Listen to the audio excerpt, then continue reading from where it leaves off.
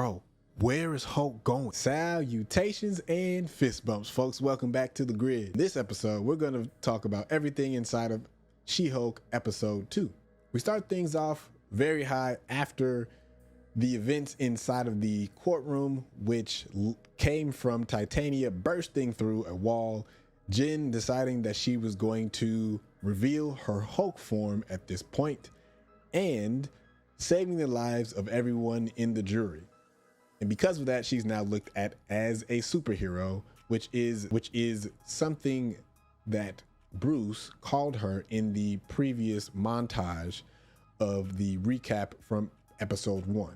The name She-Hulk is now given to her by people on the news and also people in a bar, which is literally chanted outside of the bar as she goes in, but she has to transform. And again, we start to see the chinks in the armor of her becoming more comfortable with being She-Hulk when she decides that she's going to transform to go into the bar. She then gets free drinks from people in the bar, although she's not very happy with the fact that people are calling her She-Hulk. She embraces it slightly and takes the drinks. As she's drinking, she's talking to her friend as well, and mentions that while having a conversation with her friend while drinking, she describes that being a superhero is not for her and only for billionaires, narcissists, and adult orphans, which is an Easter egg pointing back to Tony Stark and a possible at Batman, which Tony Stark is both a adult orphan and also a billionaire and a narcissist at the same time. And Bruce Wayne is pretty much the same thing. Her boss meets her inside of the bar. He then asks her to reduce her size so that she can have a regular conversation. She's so drunk because of the amount of alcohol that she's consumed as the Hulk, or as a Hulk, that she falls over because of the differences of her metabolism. And she also says to her boss, hey, there's a difference in metabolism, when he asks her, are you okay?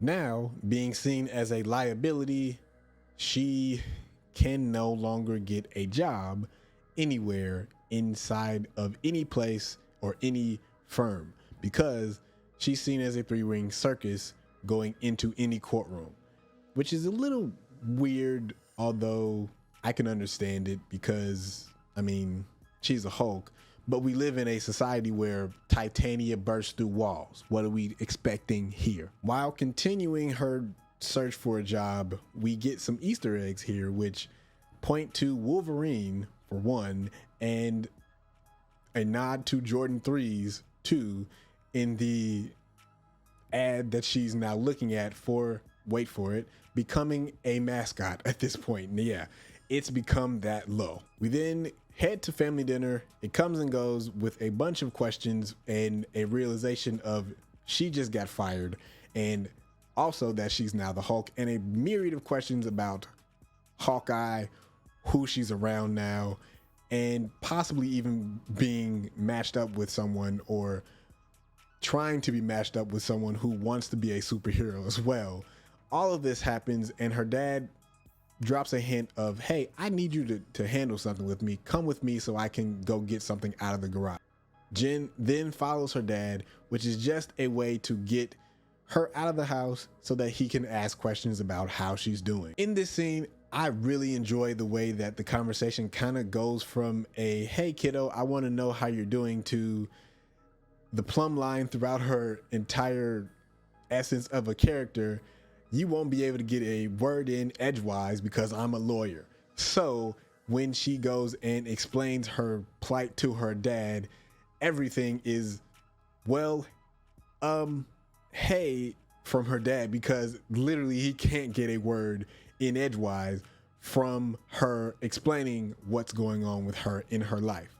In that, she decides and shares with him, I got fired. I can't get hired anywhere else because now I'm a Hulk. And her dad then tells her, it's not like we've never dealt with this before, and drops another Easter egg in this episode detailing that a Hulk before, or Bruce, her cousin before, blew up an entire city, which is pointing back to when Hulk went on a rampage inside of New York, and also the events of the Avengers as well. We then fast forward to the new job offer where she's sitting in the bar where the man that got her fired now wants to hire her.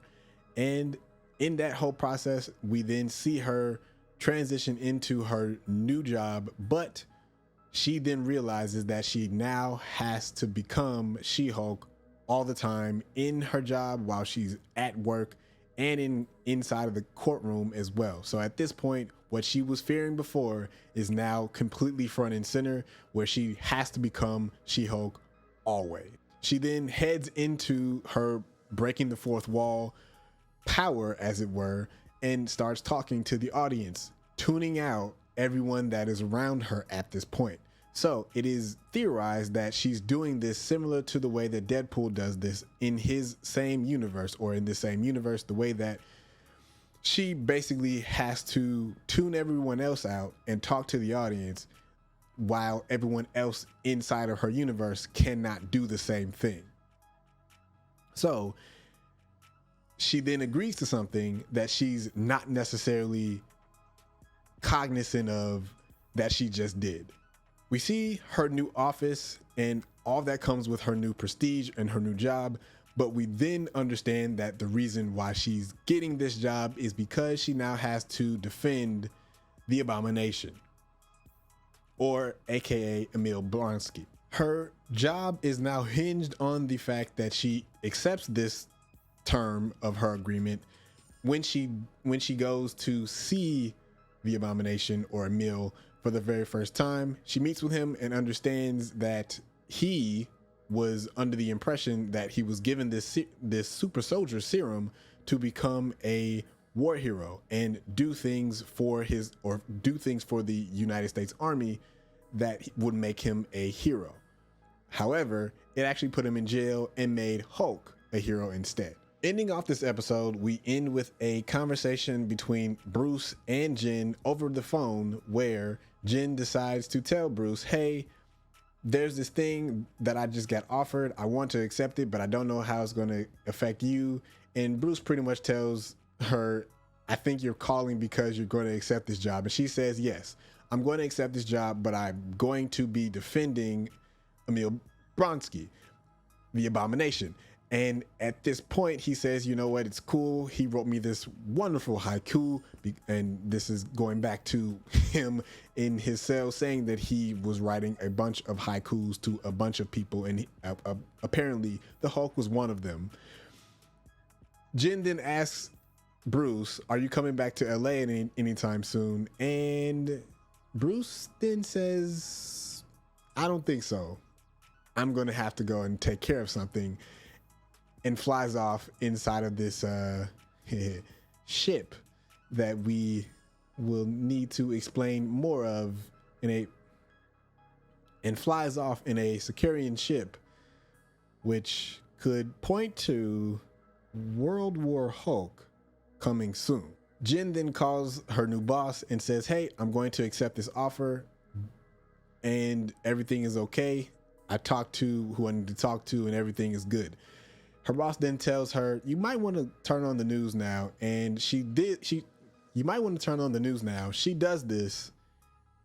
And what is on the news is the fact that the Abomination escaped from prison, went to China, or went to fight in China in an underground. She turns on the news and another Easter egg is dropped on us at this point, which shows the Abomination inside of a fight ring fighting in an underground fight club, which, if you remember, came from Shang-Chi. So what that means is Wong broke him out of prison, brought him to this fight club, and then brought him back afterwards, which is what we saw inside of Shang-Chi after the fight was over. So what do you think about this episode? Do you still believe that we are getting World War Hulk in the near future? Are you comfortable with what is going on with inside of Jen's So how'd you feel about this episode? Are you as hyped as I am about what's coming up next?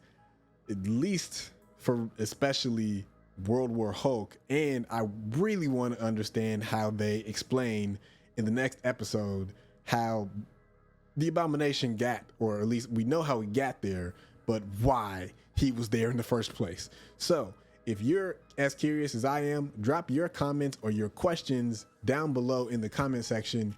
And until next time, I will see you guys in the next video. Blurred out.